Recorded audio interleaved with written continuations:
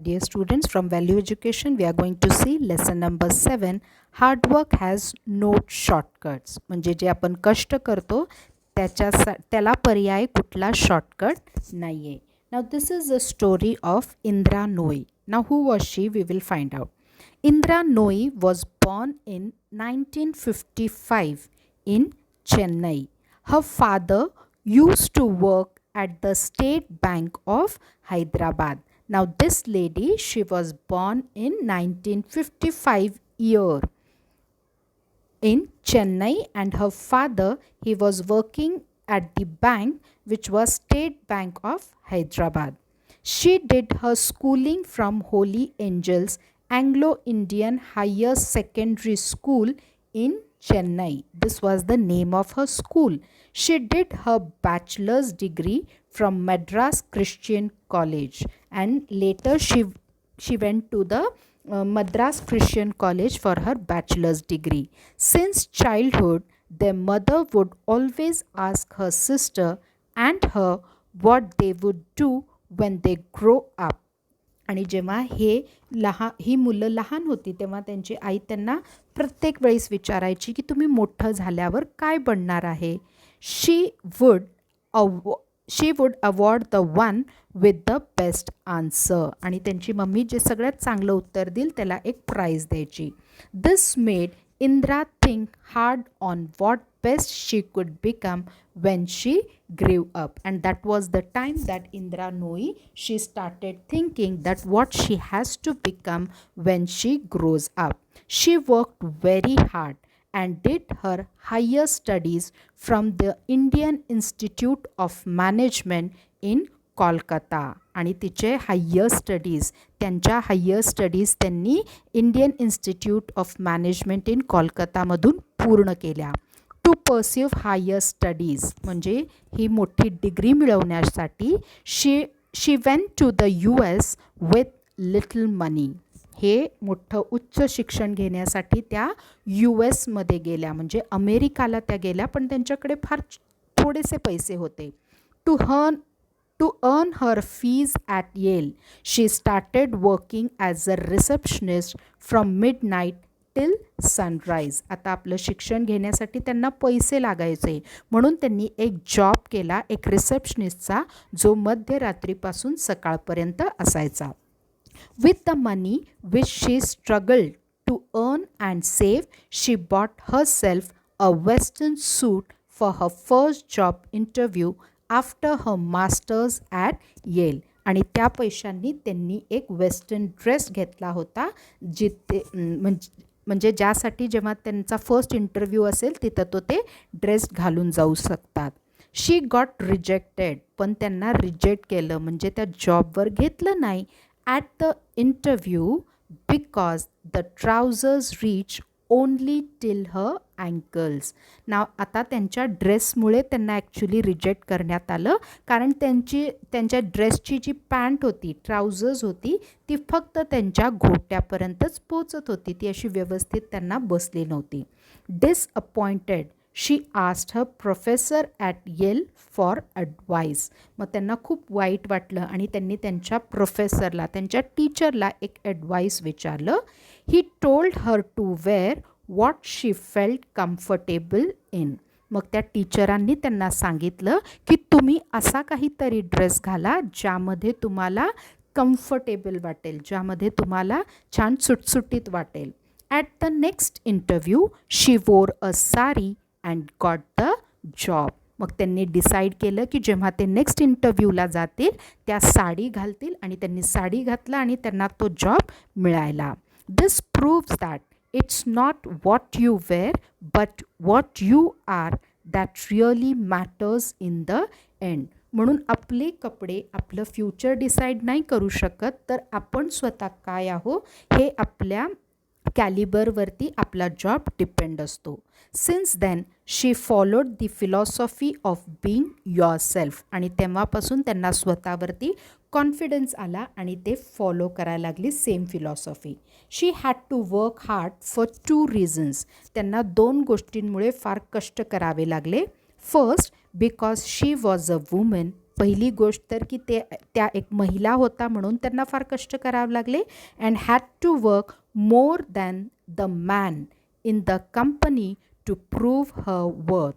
आणि त्यांना इतर माणसांपेक्षा देखील ते फार कॅलिबर्ड आहेत, म्हणून त्यांना स्वतःला तिथं प्रूव्ह करायचं होतं, सिद्ध करायचं होतं, म्हणून त्या फार हार्डवर्क करायच्या. Second, she was not an American. आणि दुसरी गोष्ट म्हणजे त्या अमेरिकन नव्हत्या, त्या तिथे शिक्षण घेण्यासाठी गेल्या होता. But again that did not stop her from growing in her career. जरी त्या अमेरिकन नव्हता पण त्या खूप मेहनत करायच्या. In 1994 she join PepsiCo where she worked very sincerely. आणि 1994 इयरमध्ये त्यांनी पेप्सिको कंपनी जॉईन केली आणि तिकडे खूप मन लावून त्यांनी काम केलं. She work late at nights too. त्या मध्यरात्रीपर्यंत पण काम करायच्या. Her hard work and dedication was rewarded and she was made the chief executive officer of PepsiCo. आणि त्यांचं हार्डवर्क आणि त्यांचं डेडिकेशन कामासाठी बघून तिथल्या मोठ्या पदावरच्या लोकांनी त्यांना त्या कंपनीचा चीफ एक्झिक्युटिव्ह ऑफिसर बनवलं. She was the first woman to reach this position. आणि त्या पहिल्या महिला होत्या ज्या या पोझिशनपर्यंत पोहोचू शकल्या. She is the current chairperson and chief executive officer at PepsiCo. आज पण त्या तिथल्या चेअरपर्सन आहेत अँड चीफ एक्झिक्युटिव्ह ऑफिसर आहेत पेप्सिको कंपनीच्या. The second largest food and beverage business in the world. आणि ते आज वर्ल्डमधलं सेकंड पोझिशनवरचं लार्जेस्ट फूड आणि बेवरेजेसमधलं बिझनेस आहे. But to be at this position today she really had to work hard. त्यांना ती कंपनी सेकंड पोझिशनवर टिकून ठेवण्यासाठी आणि स्वतःची पोझिशन पण टिकून ठेवण्यासाठी खूप हार्डवर्क्स करावं लागले. Indra Nooyi inspires millions of young people as she has prove that as long as we work hard we can achieve anything. आणि त्यांचा विश्वास आहे की जोपर्यंत आपण मेहनत करत राहू, कष्ट करत राहू, आपल्याला सक्सेस हे नक्कीच मिळणार आहे. म्हणून त्यांचं लाईफ आपल्यासाठी एक इन्स्पिरेशन आहे की जर आपल्याला आपल्या लाईफमध्ये सक्सेसफुल व्हायचं असेल तर आपण हार्डवर्क करणं कधीच सोडायचं नाही. So as a student your duty is to work hard to study. म्हणजे आता तुम्ही लहान मुलं आहात, तुम्ही स्टुडंट आहात, तर तुमचं पहिलं काम काय आहे की खूप खूप खूप अभ्यास करायचा, ज्यामुळे तुम्हाला खूप नॉलेज मिळेल आणि पुढे पुढे गेल्यावरती तुम्हाला त्या नॉलेजचा हेल्प होईल आणि तुम्ही तुमच्या लाईफमध्ये खूप सक्सेसफुल, खूप यशस्वी व्हाल. नाव same example after human being you can find in the animals also. So animals who work hard like see humming birds do a lot of work. Humming bird सगळ्यात छोटा पक्षी तुम्ही बघितला असेल, तो पण खूप मेहनत करतो. All birds have to flap their wings to fly. आता पक्षी त्यांचे विंग्स हे फ्लॅप केल्यावरच उडू शकतात.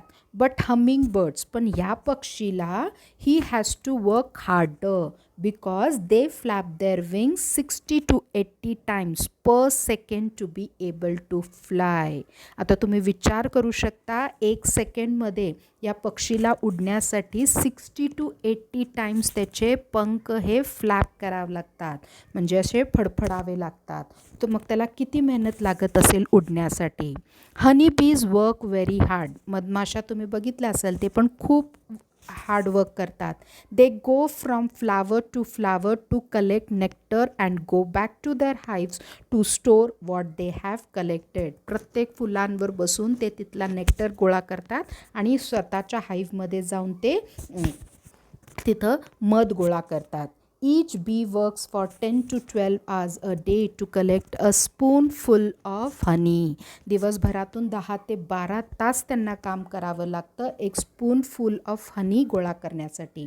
Earthworms work very hard and even help the environment. आता अर्थवर्म हे काय म्हणतात त्याला, गांडूळ, हे पण इतकं काम करतं आणि आपल्या एन्व्हायरमेंटसाठी पण ते हेल्पफुल आहे. कसं, they dig a lot of tunnels and eat decaying plants. What they excrete is called casting आणि ते एन्व्हायरमेंटसाठी पण हेल्पफुल आहेत आणि ते शेतकऱ्यांसाठी त्यांना त्यांचा मित्र म्हटलं जातं. This is like manure for plants. Each earthworm can rotate several tons of earth per acre in a year.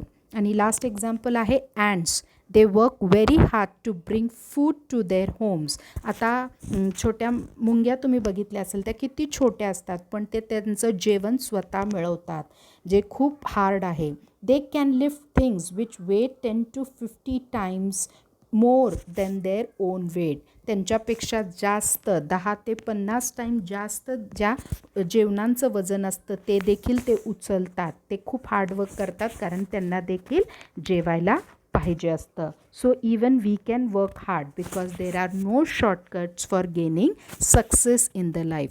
I hope you like the story. So listen to the video very carefully and write question answers on a paper and staple in the textbook, and do match the following question and my personal record in the textbook itself. Till that time, take care. Bye.